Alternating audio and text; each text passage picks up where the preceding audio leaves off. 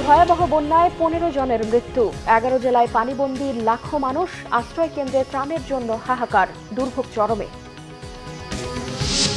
বন্যা দুর্গত অঞ্চলে ত্রাণ বিতরণ করছে সেনা, বিমান, নৌবাহিনী। শোচনীয় পরিস্থিতি ফেনীর, ত্রাণ কার্যক্রমে বৈষম্য বিরোধী ছাত্র আন্দোলনও। ফ্যাসিবাদের ফেরা রোধে রাজনৈতিক সংস্কার চলছে, শিল্প উপদেষ্টার মন্তব্য। দেশ থেকে অনেকেই টাকা নিয়ে পালিয়েছে বললেন যুব ও ক্রীড়া উপদেষ্টা। ফ্যাসিস্ট সরকারের হাত থেকে দেশ রক্ষায় গেল 15 বছর ধরে জীবন দিয়েছে মানুষ, মন্তব্য মির্জা ফখরুলের। বন্যার জন্য ভারতকে দায়ী করলেন তারেক রহমান। এবার যাত্রাবাড়ী থানায় শেখ হাসিনার বিরুদ্ধে মামলা, আসামি করা হয়েছে ছেলে জয় আর মেয়ে পুতুলকেও। হত্যা মামলায় 5 দিনের রিমান্ডে মেনন। দেখছিলেন সংবাদ শিরোনাম, এবারে বিস্তারিত। বিশুদ্ধ পানি ও খাবার সংকটে বন্যার্তরা। ফেনী, কুমিল্লা, নোয়াখালী, ব্রাহ্মণবাড়িয়া, চট্টগ্রাম, খাগড়াছড়ি, হবিগঞ্জ, মৌলভীবাজার সহ দেশের 11 জেলায় পানিবন্দী লাখ লাখ মানুষের দুর্ভোগ চরমে। বিভিন্ন স্থানে এই পর্যন্ত 15 জনের মৃত্যুর খবর পাওয়া গেছে। বন্যার্তদের উদ্ধারে সেনা মোতায়েন করা হয়েছে কয়েক জেলায়। প্রতিনিধিদের পাঠানো তথ্য ও চিত্রে ডেস্ক রিপোর্ট। আন্তর্জাতিক আইন লঙ্ঘন করে পূর্ব সতর্কতা ছাড়াই ভারত ত্রিপুরার ডম্বুর হাইড্রোলিক পাওয়ার প্রজেক্ট বা ডম্বুর গেট ও কালশিবাঁধ খুলে দেয়ায় আকস্মিক ভয়াবহ বন্যার মুখে পড়ে বাংলাদেশ। পানির নিচে চলে যায় বেশ কয়েকটি জেলা। হঠাৎ বন্যায় বিপর্যস্ত ফেনী। রেকর্ড বৃষ্টি আর উজানের ঢলে পরিস্থিতি চরমে। সবচেয়ে ভয়াবহ অবস্থা ফুলগাজী, পশুরাম, সদর ও দাগনভূঞার। তলিয়ে গেছে বাড়িঘর, রাস্তাঘাট, ফসলি জমি। লাখ লাখ মানুষ পানিবন্দী। বন্যা কবলিত এলাকায় নেই বিদ্যুৎ, বিপর্যস্ত জনজীবন। প্রবল বর্ষণ আর পাহাড়ি ঢলে চট্টগ্রামের হালদা নদীর বাঁধ ভেঙে গেছে। পানি ঢুকেছে সীতাকুণ্ড, হাটহাজারী, বাঁশখালী, কর্ণফুলী ও ফটিকছড়ি সহ অধিকাংশ এলাকায়। চরম ভোগান্তিতে 2.5 লাখ মানুষ। টানা বৃষ্টি আর উজানের পানিতে ভেঙে গেছে কুমিল্লার গোমতী নদীর প্রতিরক্ষা বাঁধ। এতে জেলার বুড়িচং উপজেলার শোলনল, পীর যাত্রাপুর, সদর ইউনিয়ন সহ আশপাশের বেশ কয়েকটি ইউনিয়ন প্লাবিত হয়েছে। চরম ভোগান্তিতে দুর্গতরা। নোয়াখালীর বন্যা পরিস্থিতি আরও অবনতি হয়েছে। জেলার সদর মাইজদি সহ তলিয়ে গেছে 8 উপজেলার বিভিন্ন এলাকা। পানিবন্দীদের অবস্থা চরমে। গ্রামীণ সড়ক তলিয়ে যাওয়ায় বিচ্ছিন্ন হয়ে গেছে যোগাযোগ। ব্রাহ্মণবাড়িয়ার আখাউড়া উপজেলায় কমতে শুরু করেছে ভারত থেকে আসা পাহাড়ি ঢলের তীব্রতা। বিভিন্ন এলাকা থেকে কমতে শুরু করেছে পানি। তবে হাওড়া নদীর একটি বাঁধের 3টি অংশ ভেঙে যাওয়ায় এখনও আখাউড়ার বিভিন্ন পয়েন্ট দিয়ে পানি ঢুকছে। আখাউড়া ও কসবার 60টির বেশি গ্রাম প্লাবিত হয়েছে। হঠাৎ করে মনে হয় বাইঙ্গা হয়ে গেছে, নেওয়ার পরে মনে হয় কিছুদিনই তারা লইব এমন কোনো সময় পাইছে না। মনে হয় শুধু খালি মোবাইল দিয়েছে তার হাতের। আমাদের অনেক ক্ষয়ক্ষতি হয়েছে, আমাদের ফসলের জমি, আমাদের গবাদি পশু, আমাদের মাছ সবকিছু তলিয়ে গেছে। 20 বছরে পানি আর দেখি না। 2004 সালের বন্যার পর আর এই পানি আর এদিকে আসে না। বন্যায় লন্ডভন্ড হয়ে গেছে পুরো খাগড়াছড়ি। এখনো পানিবন্দী 10,000 মানুষ। সড়ক তলিয়ে থাকায় খাগড়াছড়ির সাথে রাঙামাটির সাজেক, লংগদু ও বাঘাইছড়ির সড়ক যোগাযোগ বিচ্ছিন্ন রয়েছে। এদিকে পাহাড়ি আরেক জেলা রাঙামাটির বন্যা পরিস্থিতিও বেশ খারাপ। বেড়েছে কাপ্তাই হ্রদের পানি। চাঁদপুরে রাতভর টানা বৃষ্টিতে 31টি ইউনিয়নে নিম্নাঞ্চল তলিয়ে গেছে। চরম ভোগান্তিতে বানভাসীরা। বিভিন্ন আশ্রয় কেন্দ্রে অবস্থান নিয়েছেন হাজারো মানুষ। মৌলভীবাজারের মনু ও ধলাই নদীর বাঁধের 15টি জায়গা ভেঙেছে। এতে বন্যা পরিস্থিতির আরও অবনতি হয়েছে। এ পর্যন্ত জেলার প্রায় 3 শতাধিক গ্রাম প্লাবিত হয়েছে। অনেকেই আশ্রয় নিয়েছেন বিভিন্ন শিক্ষা প্রতিষ্ঠান আর স্বজনদের বাড়িতে। 2 দিন ধরে ঝালকাঠিতে থেমে থেমে বৃষ্টি হচ্ছে। প্লাবিত হয়েছে নিম্নাঞ্চল। চরম ভোগান্তিতে পড়েছে নিম্ন আয়ের মানুষ। কক্সবাজারের 2 শতাধিক গ্রাম প্লাবিত। আঞ্চলিক ও গ্রামীণ সড়ক তলিয়ে গেছে। পানিবন্দী অন্তত 3 লাখ মানুষ। ধীরে ধীরে পরিস্থিতির কিছুটা উন্নতি হচ্ছে। সরকারি ও বেসরকারি উদ্যোগে উদ্ধার ও ত্রাণ সহায়তার দিকে তাকিয়ে দুর্গতরা। শর্মিলা কেয়া, বাংলা ভিশন নিউজ ডেস্ক। দর্শক, এই মুহূর্তে ফেনীতে আছেন আমাদের সিনিয়র রিপোর্টার মহিবুল্লাহ মুহিব। সরাসরি কথা বলছি তার সাথে। মুহিব, বন্যার সর্বশেষ কি খবর আছে আপনার কাছে? এই মুহূর্তে রয়েছে ফেনীর দাগনভূঞার জয়লস্কর উচ্চ বিদ্যালয়ের যে আশ্রয় কেন্দ্র খোলা হয়েছে সেই আশ্রয় কেন্দ্রে এই মুহূর্তে আমি রয়েছি। আপনি এই স্কুলের বারান্দার আমার পেছনের দৃশ্য দেখলে আপনি বুঝতে পারবেন যে কি পরিমাণ মানুষ এই আশ্রয় কেন্দ্রে আশ্রয় নিয়েছে। এই এলাকা বিশেষ করে স্কুলের 2 তলায় আমরা রয়েছি, নিচতলায় কিন্তু পানি থই থই করছে। স্কুলের যে মাঠ সেই মাঠে পানি প্রায় মানে নিচতলা পুরোটাই প্রায় পানিতে বোঝাই হয়ে আছে এবং শত শত মানুষ এই আশ্রয় কেন্দ্রে রয়েছে। আমার পাশে যে 3 তলা ভবনটি আপনি দেখতে পাচ্ছেন সেটিতেও কিন্তু তিল ধারণের ঠাঁই নেই। আপনাকে বলে রাখি যে স্মরণকালের এই ভয়াবহ বন্যায় বিশেষ করে এই এলাকা এত বেশি প্লাবিত হয়েছে, এত বেশি নিমজ্জিত হয়েছে, অতীতে কখনো এত পানি এই এলাকার মানুষ দেখেনি। আমরা একটু ভেতরের একটি রুম আপনাকে দেখাতে চাই যে কি পরিমাণ মানুষ এখানে আশ্রয় নিয়েছে। তার আগে বলে রাখি যে এই এলাকায় কিন্তু প্রচুর পরিমাণে খাবারের সংকট রয়েছে, একই সঙ্গে সুপেয় পানির অভাব রয়েছে। বিদ্যুৎবিহীন এলাকা যেহেতু প্রায় 1 সপ্তাহ ধরে বিদ্যুৎ এই এলাকায় নেই, যে কারণে মানুষের সীমাহীন কষ্ট রয়েছে।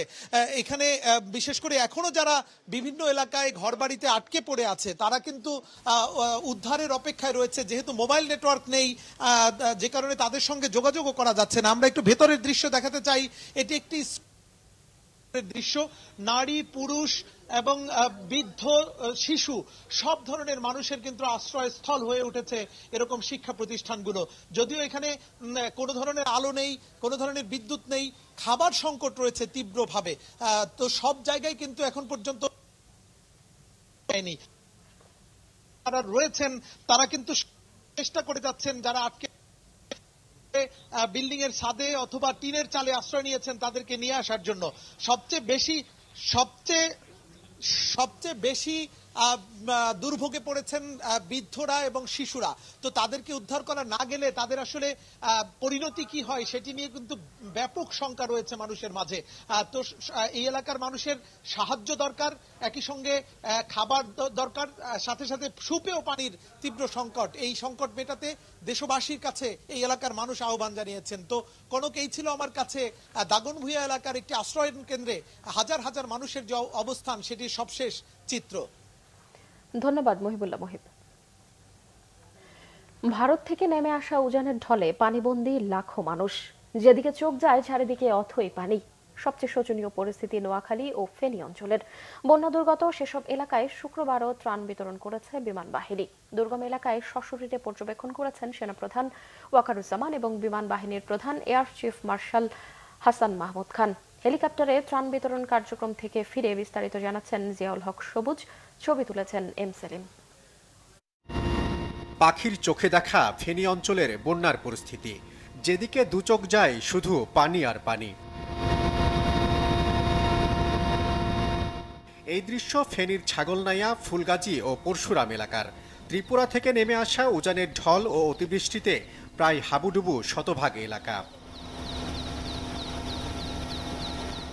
টিনশেড বাড়ি কিংবা একতলা পাকা দালান, সবই প্রায় পানির নিচে।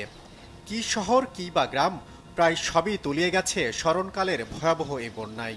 বহুতল স্কুল বা বাসাবাড়িতে যারা আশ্রয় নিয়েছেন তাদেরও চাহনি বেশ নিরুপায়।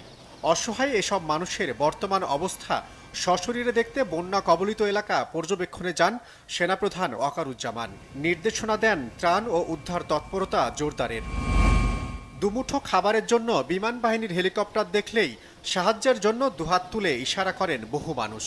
তাদের সহায়তার জন্য দিনভরই বিভিন্ন এলাকার মানুষের মাঝে খাদ্য ও চিকিৎসা উপকরণ বিতরণ করেন সশস্ত্র বাহিনীর সদস্যরা। হেলিকপ্টার থেকে দেখে দেখে প্রত্যেকটা বিল্ডিং এর ছাদে বিভিন্ন মানুষজন জড়ো হয়ে আছে, বিভিন্ন মাদ্রাসায়, বিভিন্ন মসজিদের ছাদে তারা আশ্রয় নিয়েছে। আমরা ফিজিক্যালি দেখে দেখে আমরা ম্যাক্সিমাম জায়গায় আমরা ত্রাণ ফেলতেছি এবং সবাই ম্যাক্সিমামই পাচ্ছে। আমাদের এই রিলিফ মিশনগুলো আমাদের প্যারাসুট লাগানো, আমরা যেখানে দেখতেছি অনেক মানুষ একসাথে জড়ো হয়ে আছে সেখানে আমরা ড্রপ করতেছি এবং তারা নির্দিষ্টভাবে তাদের হাতের কাছে পড়তেছে এবং তারা নিচ্ছে। যেই জায়গাগুলোতে দেখা যাচ্ছে যে বোট দিয়ে যাওয়া সম্ভব হচ্ছে না সেই জায়গাগুলোতে আমরা ম্যাক্সিমাম চেষ্টা করেছি যে রিলিফ মিশন আমাদের ব্যাগগুলো ড্রপ করার জন্য, যেগুলা বিমান বাহিনী থেকে দেওয়া হয়েছে। এদিকে বন্যা কবলিত এলাকার সার্বিক পরিস্থিতি পর্যবেক্ষণ করেছেন বিমান বাহিনী প্রধান air chief marshal Hasan Mahmud Khan. তিনিও জানান ত্রাণ তৎপরতার জন্য বিমান বাহিনীর জোরালো প্রস্তুতির কথা। অনারেবল চিফ অ্যাডভাইজারের কাছ থেকে যেটা টপ প্রায়োরিটি দেওয়ার জন্য, এবং আমরা এটা টপ প্রায়োরিটি দিয়েছি। সকাল থেকে সন্ধ্যা পর্যন্ত অপারেশন করছি। এখনও 2টা হেলিকপ্টার সেই এলাকাতে আছে এবং আগামীকালকেও সকাল থেকে, দিনের আলোতেই অপারেশন করতে হয়, আমরা আগামীকাল সকাল থেকে আবার এই অপারেশন করব। আসলে পরিস্থিতি খুব ভয়াবহ। ঢাকার সাথে যে রাস্তা এবং রেল পুরোপুরি পানির নিচে দেখলাম নিমজ্জিত হয়ে গিয়েছে এবং অনেকেই স্ট্র্যান্ডেড হয়ে ছাদে এবং বিভিন্ন জায়গায় আছে। তো আমাদের হেলিকপ্টার দিয়ে আমরা ইমিডিয়েটলি আজকে এবং আগামী যে কয়দিন প্রয়োজন হয়, যতদিন না আমরা রোড কমিউনিকেশন স্ট্যাবলিশ করতে পারবো, আমরা চালিয়ে যাব আমাদের অপারেশন। বন্যার মতো ভয়াবহ দুর্যোগ মোকাবেলায় ডিজাস্টার ম্যানেজমেন্ট সেল কাজ করছে বলেও জানিয়েছে বিমান বাহিনী। বাংলাদেশ সেনাবাহিনী এবং বিমান বাহিনীর তত্ত্বাবধানে এভাবেই ফেনীর দুর্গম এলাকায় জরুরি খাদ্য ও চিকিৎসা সহায়তা পৌঁছে দিচ্ছেন বাহিনীর সদস্যরা। দেশ সেবার মহান ব্রত নিয়ে যেই লক্ষ্য নিয়ে বাহিনীতে যোগ দিয়েছিলেন, তারই অংশ হিসেবে আগামীতেও দুর্গত মানুষের পাশে দাঁড়াবেন, এমনটাই প্রত্যয় তাদের। জিয়াউল হক সবুজ, বাংলা ভিশন, পরশুরাম, ফেনী। বন্যায় ক্ষতিগ্রস্ত জেলাগুলোতে প্রতিদিন সকাল 10টা থেকে রাত 8টা পর্যন্ত ত্রাণ বিতরণ কার্যক্রম চালাবে বৈষম্য বিরোধী ছাত্র আন্দোলন। সকালে ঢাকা বিশ্ববিদ্যালয়ের টিএসসিতে সংবাদ সম্মেলনে বৈষম্য বিরোধী ছাত্র আন্দোলনের সমন্বয়ক লুৎফর রহমান জানান, এই সংকটময় পরিস্থিতিতে তারা এরই মধ্যে প্রায় 30 লাখ টাকার শুকনো খাবার ও ঔষধ বিতরণ শুরু করেছে। ফেনী, নোয়াখালী, কুমিল্লা, লক্ষ্মীপুর সহ বিভিন্ন জেলায় বন্যার্ত মানুষের সহায়তায় গুড়, মুড়ি, চিরা, বিশুদ্ধ খাবার পানি, স্যালাইন এবং শিশু ও গোখাদ্য সহ বিভিন্ন সামগ্রী বিতরণের কাজ শুরু করেছে তারা। সকালে সম্মিলিত প্রচেষ্টায় এই সংকট মোকাবেলা সম্ভব বলেও মনে করেন বৈষম্য বিরোধী ছাত্র আন্দোলন।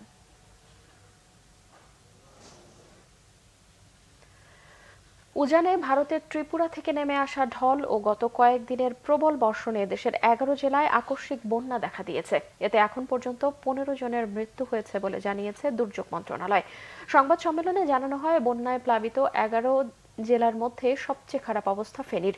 তবে সব জায়গায় ত্রাণ পৌঁছানো হয়েছে বলেও দাবি সরকারের। অতিরিক্ত সচিব জানান, 3,52,00,000 টাকা দুর্গত জেলাগুলোতে পাঠানো হয়েছে। ব্যবস্থা করা হয়েছে পর্যাপ্ত শুষ্ক খাবারের। এরই মধ্যে 1,88,000-এরও বেশি মানুষকে নিরাপদে সরিয়ে নেওয়া হয়েছে। উদ্ধার কাজে স্থানীয় প্রশাসনের সঙ্গে সেনাবাহিনী, বিমান বাহিনী, বিজিবি, রবার্ট স্কাউট, বৈষম্য বিরোধী ছাত্র আন্দোলনের কর্মীরাও সাধারণ মানুষ সহায়তা করছে। বন্যা কবলিত এলাকায় স্বাস্থ্যসেবা নিশ্চিতে 1,196টি মেডিকেল টিম কাজ করছে বলেও জানান তিনি।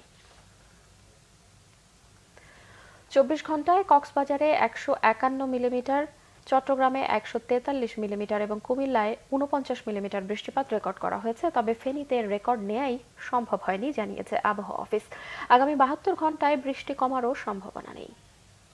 আগামী 72 ঘন্টায় যে পূর্বাভাস, তাতে বৃষ্টিপাত বিশেষ করে দক্ষিণ পূর্বাঞ্চল এবং পূর্বাঞ্চল এবং উত্তর পূর্বাঞ্চল এই সকল জায়গাগুলোতে কিন্তু বৃষ্টিপাত, ভারী থেকে অতি ভারী বৃষ্টিপাত অব্যাহত থাকবে।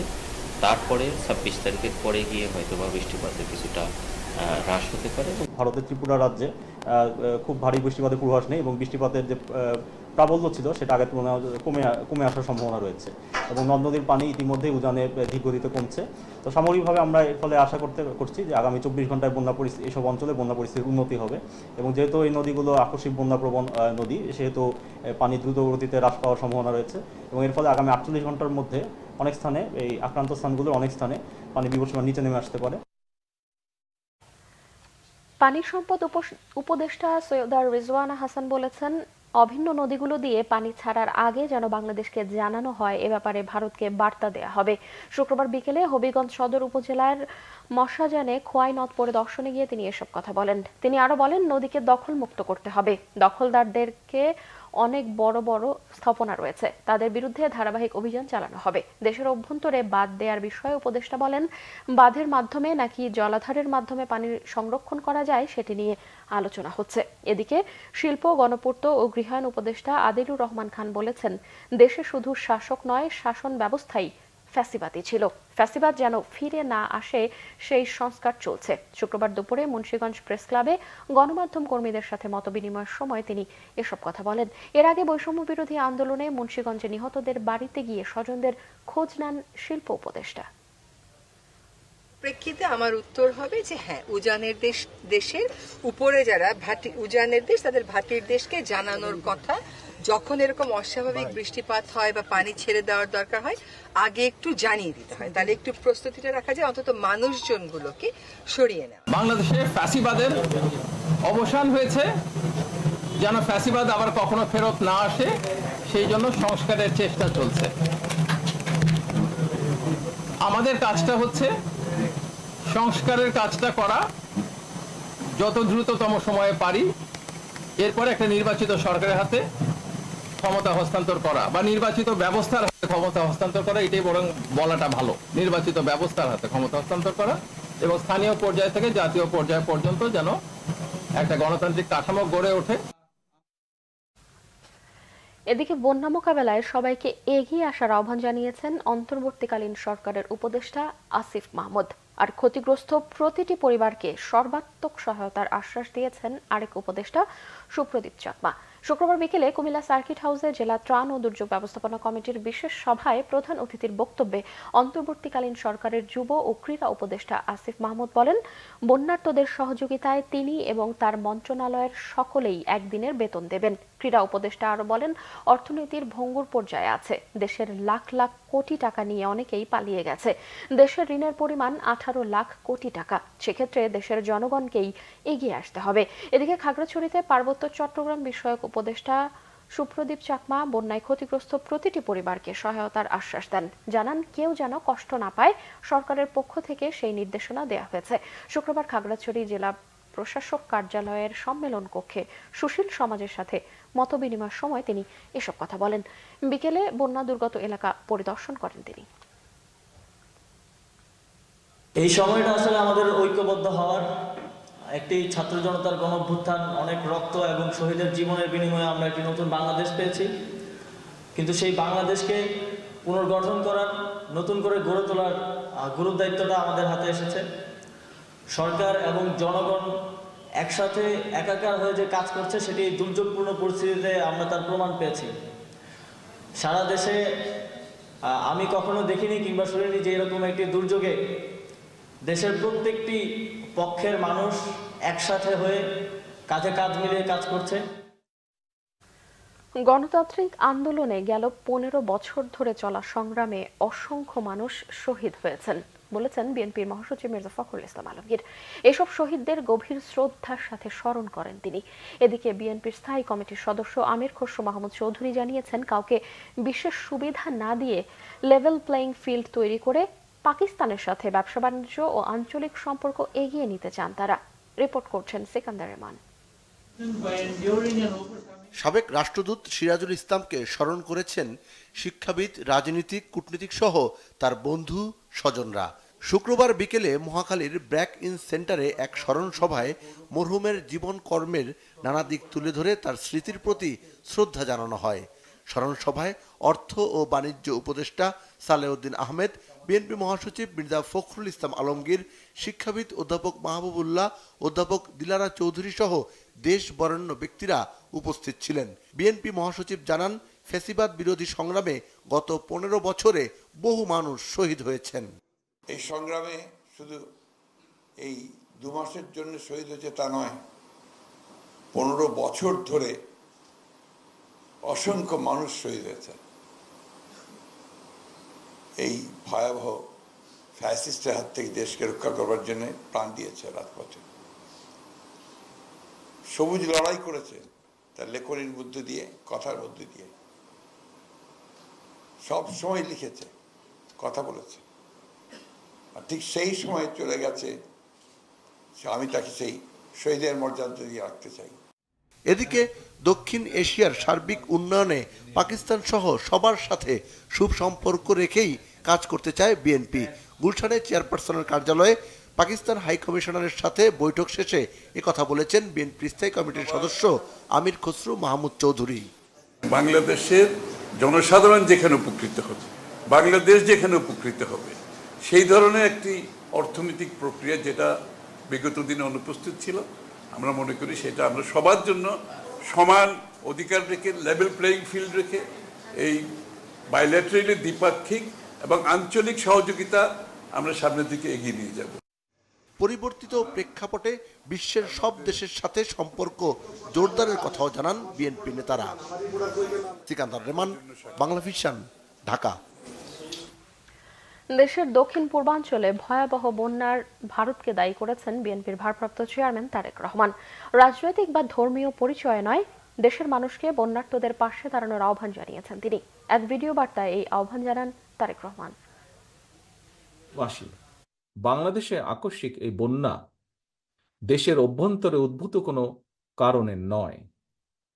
বন্যা কবলিত অঞ্চলে লাগাতার ভারী বৃষ্টিপাত হলেও সেটি পূর্বাঞ্চলে বন্যার মূল কারণ নয়, বরং এবারের বন্যার অন্যতম প্রধান কারণ উজানের দেশ প্রতিবেশী ভারতের ত্রিপুরা রাজ্য প্রশাসনের দায়িত্বহীনতা এবং খামখেয়ালিপনা। তারা হঠাৎ করে বাঁধ খুলে দিয়ে বাংলাদেশের বিস্তীর্ণ এলাকাকে ডুবিয়ে দিলেও একটি বারের জন্যও বাংলাদেশকে আগাম সতর্কতা দেয়নি। ফলে আকস্মিক বন্যার দেশের বিস্তীর্ণ এলাকা ভাসিয়ে নিলেও পরিস্থিতি মোকাবেলায় বাংলাদেশ সামান্য একটু প্রস্তুতির নেবার সুযোগ পর্যন্ত পায়নি। প্রিয় দেশবাসী, বন্যা কবলিত এলাকার মানুষগুলো এখন মহা বিপদে। সহায় সম্বল হারিয়ে লাখো লাখো মানুষ এখন নিদারুণ অসহায়। এমন পরিস্থিতিতে আপাতত কোনো অভিযোগ পাল্টা অভিযোগ তুলে সময় ক্ষেপণেরও সময় নেই। বিএনপি বিশ্বাস করে বন্যা কবলিত এলাকার মানুষের জীবন ও সম্পদ রক্ষা করাই এই মুহূর্তের প্রধান অগ্রাধিকার।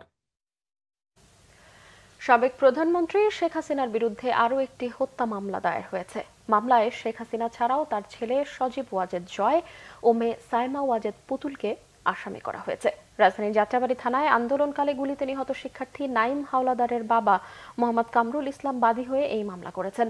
মামলায় শেখ হাসিনা ছাড়াও একাধিক মন্ত্রী, এমপি, আওয়ামী লীগ, যুবলীগ, ছাত্রলীগ, পুলিশ ও র্যাব কর্মকর্তাকে আসামি করা হয়েছে।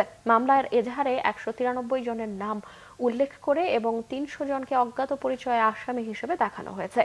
শেখ হাসিনা ছাড়াও অন্য আসামিরা হলেন সজীব ওয়াজেদ জয়, সাইমা ওয়াজেদ পুতুল, সাবেক সংসদ সদস্য শেখ হেলাল, সাবেক সংসদ সদস্য শেখ সারহান নাসের তন্ময়, সাবেক মন্ত্রী ওবায়দুল কাদের, আনোয়ার হোসেন মঞ্জু, হাসানুল হক ইনু, রাশেদ খান মেনন, আমির হোসেন আমু, ঢাকা দক্ষিণ সিটি কর্পোরেশনের সাবেক মেয়র ব্যারিস্টার শেখ ফজলে নূর তাপস, উত্তর সিটির সাবেক মেয়র আতিকুল ইসলাম ও সাবেক এমপি হাজী মোহাম্মদ সেলিম। মামলায় 71 টিভির ব্যবস্থাপনা পরিচালক মোজাম্মেল বাবু, সাবেক বার্তা প্রধান সৈয়দ ইশতিয়াক রেজা, এটিএন নিউজের সাবেক বার্তা প্রধান মুন্ডি সাহাকেও আসামি করা হয়েছে।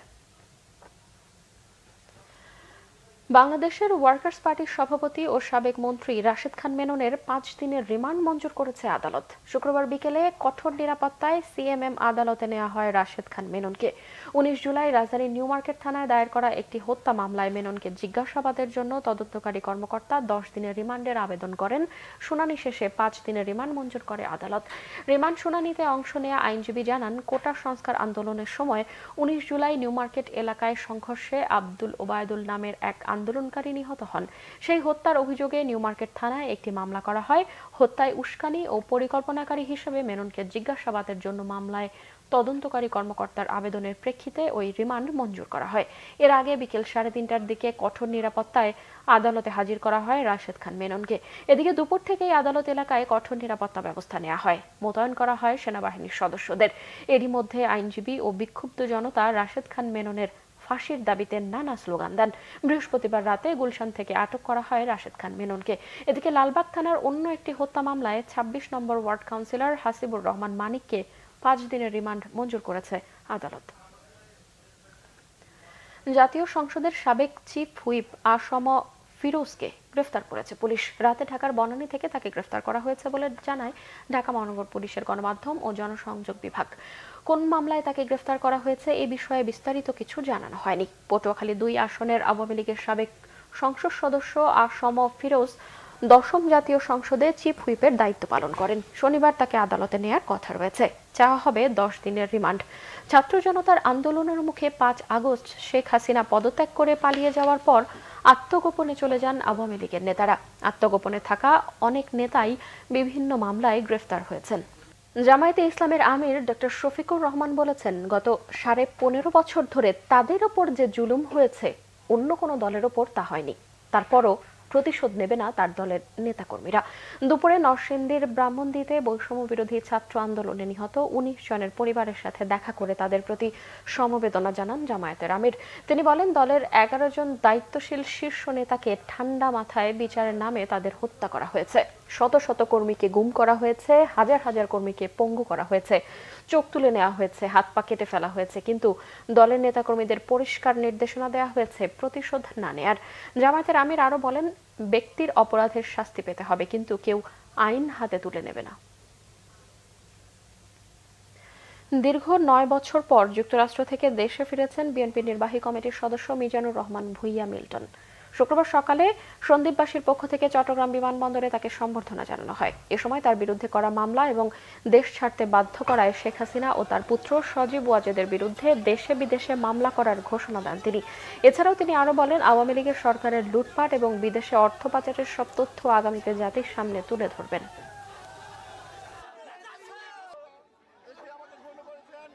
দীর্ঘ 9 বছর এই দৈনিক খুনি হাসিনার পেরিকোট মামলার আমি আসামি হয়ে 9 বছর আমাকে নির্বাসন থাকতে হয়েছিল। যে মামলা কমপ্লিটলি এটা ভুয়া, সজীব ওয়াজের জয় এবং শেখ পরিবারের যেসব মানি লন্ডারিং, যেভাবে টাকা পয়সা লুটপাট করে নিয়ে বিদেশে নিয়ে যাচ্ছিল, আমেরিকায় নিয়ে যাচ্ছিল তথা ওয়ার্ল্ড ওয়াইড নিয়ে যাচ্ছিল, সেটাকে আমি উদ্ঘাটন করার জন্য আমি আমেরিকা থেকে কাজ করেছিলাম। এ কাজ যখন করেছি সেখানে আমাকে শেখ হাসিনা অনেকবার অফার দিয়েছিলেন বিভিন্নভাবে তার গোয়েন্দার মাধ্যমে, আপনি আসেন, কম্প্রোমাইজ করেন, এগুলো আপনি বলবেন না, আপনি কি চান। তখন আমি বলেছিলাম শেখ হাসিনা তার রিজিমকে আমি কিছু চাইনি, আমি একটা আদর্শিক, আমি একটা দেশপ্রেম উদ্বুদ্ধ হয়ে আমি কাজ করেছি, আমি দেশের মানুষের জন্য আমি কাজ করি। ফলটন, নিউ ইয়র্ক এবং লন্ডন, আমরা 3 জায়গা থেকে শেখ হাসিনার বিরুদ্ধে আমরা আন্তর্জাতিক মামলা করব। পুলিশের চাকরিতে পুনর্বহালের দাবি জানিয়েছেন নিয়োগ বাতিল হওয়া 757 জন এসআই এবং সার্জেন্ট। চাকরিতে পুনর্বহালের দাবিতে শুক্রবার জাতীয় প্রেস ক্লাবে সংবাদ সম্মেলনে তারা এই দাবি জানান। নিয়োগ বঞ্চিত এসআই এবং সার্জেন্টের পক্ষে মোহাম্মদ আলী জিন্না এবং এসএম সুজন চৌধুরী বলেন, আইজিপি নূর মোহাম্মদ ও বেনজির আহমেদ তাদের প্রতিহিংসা চরিতার্থ করতে গিয়ে দলীয় বিবেচনায় নিয়োগের অজুহাতে 2007 সালে 11 ফেব্রুয়ারি 536 জন এসআই এবং 221 জন সার্জেন্ট সহ মোট 757 জনের চূড়ান্ত নিয়োগ বাতিল করেন। চাকরি হারিয়ে তাদের কেউ কেউ বিকল্প কর্মসংস্থানে ঢুকলেও বেশিরভাগই মানবেতর জীবনযাপন করছে। অন্তর্বর্তী সরকারের প্রধান উপদেষ্টার কাছে ন্যায় বিচার ও মানবিক দিক বিবেচনা করে চাকরিতে পুনর্বহালের দাবি জানান তারা। চাকরি স্থায়ীকরণের দাবিতে আনসার বাহিনীর আন্দোলনরত সদস্যরা অনুপস্থিত থাকায় শাহজালাল আন্তর্জাতিক বিমানবন্দরের নিরাপত্তার দায়িত্ব পালন করছে বিমান বাহিনীর সদস্যরা। বিমানবন্দরের নিরাপত্তায় বিমান বাহিনীর বাড়তি টাস্ক ফোর্স সদস্য নিয়োগ দেওয়া হয়েছে। আনসার সদস্যদের অবর্তমানে বিমান বাহিনীর সদস্যরা দায়িত্ব পালন করছেন বলে এয়ারফোর্সের ওয়েবসাইটে নিশ্চিত করা হয়েছে। বিমানবন্দরের বিভিন্ন গেট থেকে শুরু করে কাস্টমসের বিভিন্ন ডিউটি পোস্টে বাড়তি দায়িত্ব পালন করছে বিমান বাহিনীর সদস্যরা। চাকরি স্থায়ী করার দাবিতে বৃহস্পতিবার রাত থেকে বিক্ষোভ করছে আনসার বাহিনীর সদস্যরা। পরিস্থিতি সামাল দিতে শুরুতেই এগিয়ে আসে পুলিশ ও সেনাবাহিনীর সদস্যরা। আনসার সদস্যদের উপস্থিতিতে শুক্রবার থেকে দায়িত্ব পালন করছে বিমান বাহিনীর সদস্যরা। বন্যার কারণে সব ধরনের সবজির দাম বেড়েছে, তবে মাছ, মুরগি ও ডিমের দাম অপরিবর্তিত রয়েছে। সামান্য কমেছে ইলিশের দাম। টানা বৃষ্টি আর বন্যার প্রভাব পড়েছে কাঁচা বাজারে। বন্যার কারণে রাজধানীর খুচরা বাজারে বেড়ে গেছে সবজির দাম। রাজধানীর বিভিন্ন জায়গা ঘুরে দেখা যায়, বৃষ্টি ও বন্যার প্রভাবে গত কয়েকদিনের ব্যবধানে সব সবজির দাম কেজি প্রতি 10 থেকে 20 টাকা পর্যন্ত বেড়েছে।